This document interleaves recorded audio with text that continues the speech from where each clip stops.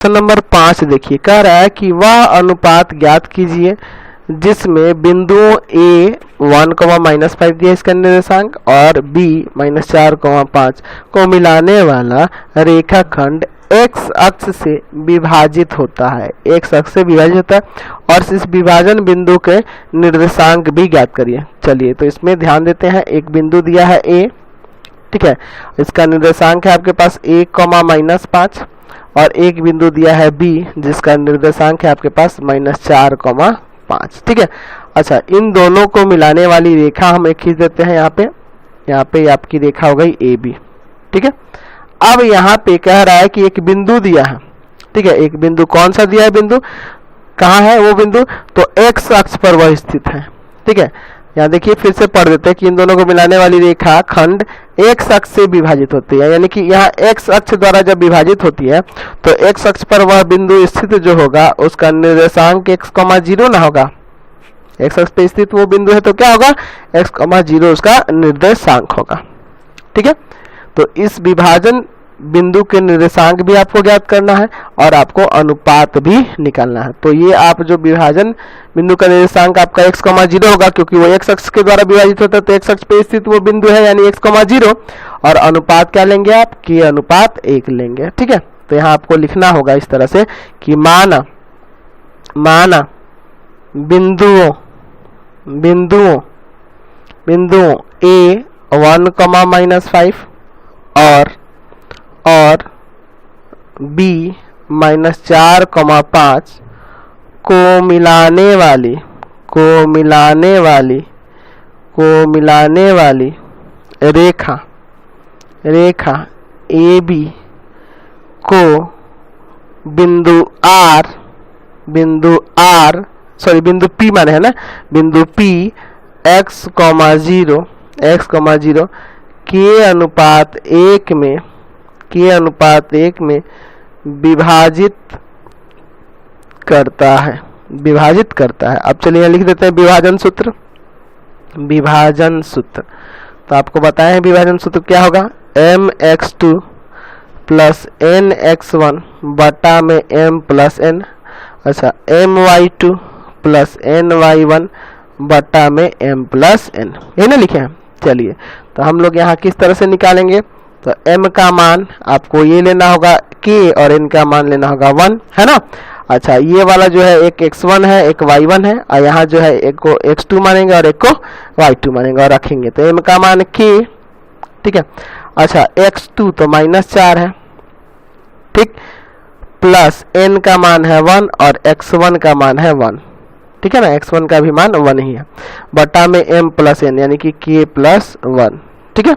फिर उसी तरह से m का मान है आपके पास k और आपका एक y2 है, y2 का मान कितना है 5 है, प्लस n का मान है 1 और y1 का मान जो है -5 है, ठीक है, और बटा में m + n यानी कि k + 1 और बराबर में कौन सा निर्देशांक रहेगा, यही ना होगा x, 0, ठीक है। चलिए अब इसको आगे हम लोग सॉल्व करते हैं।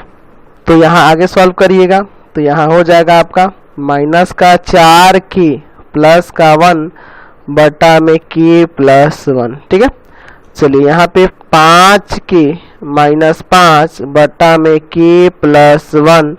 बराबर x, 0। हम लोग दोनों को बराबर करते हैं अलग अलग, लिखेंगे कि x तथा y के नियामक या निर्देशांक भी लिख सकते हैं, नियामक अलग अलग करने पर, ठीक है, अलग अलग कर दीजिए। तो यहाँ से आप क्या पाएंगे, तो यहाँ से हो जाएगा -4k + 1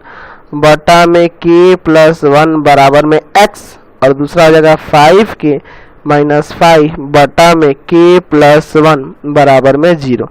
तो पहले देखिए यहाँ k और x दोनों है ना, इसलिए अभी इसको नहीं सॉल्व करेंगे, पहले यहाँ से k का मान निकालेंगे और जो आएगा यहाँ रख देंगे तो x का भी मान आ जाएगा।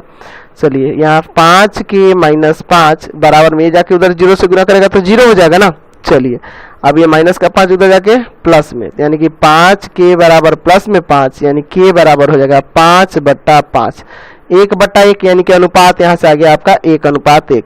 है ना। या ऐसे भी इसको सिर्फ 1 भी लिख सकते हैं, ठीक है, k का मान आपका 1 आ गया, 1 लिख सकते हैं, इसलिए आपका जो अनुपात होगा, इसलिए है ना, रिक्वायर्ड अनुपात यानी कि अभिष्ट अनुपात जो होगा,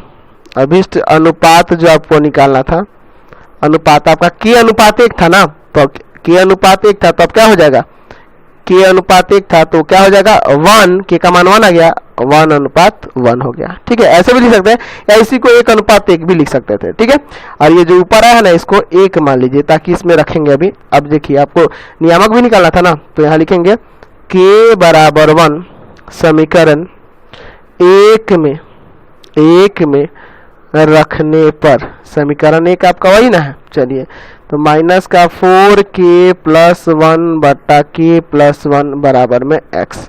चलिए यहाँ पे मान रख दीजिएगा, तो माइनस का 4 इंटू में k का जगह 1 प्लस 1 बटा में 1 प्लस 1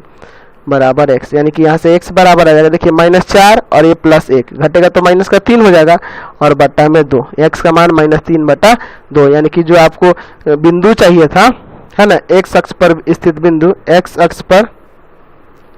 पर स्थित बिंदु आपका जो था, स्थित बिंदु क्या हो जाएगा -3 बटा 2 और कॉमा में 0, समझ गए। तो बिंदु आ गया और यहाँ से आपका अनुपात भी निकल गया। चलिए अगला